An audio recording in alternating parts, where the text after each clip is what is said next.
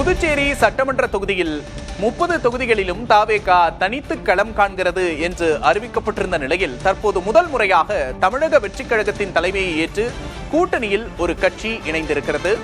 நேயம் மக்கள் கழகத்தோடு கூட்டணி அமைத்திருக்கிறது தமிழக வெற்றிக் கழகம்.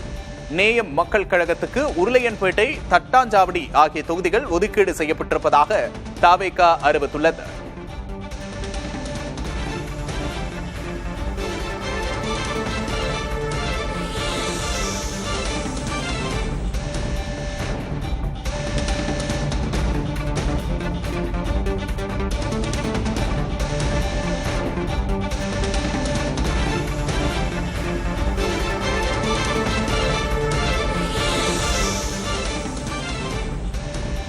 புதுச்சேரியில் உள்ள அனைத்து தொகுதிகளுக்கும் வேட்பாளர்களை அறிவித்த பின்பு தற்போது திடீர் திரும்பமாக கூட்டணி அமைத்திருக்கிறது தாவேகா.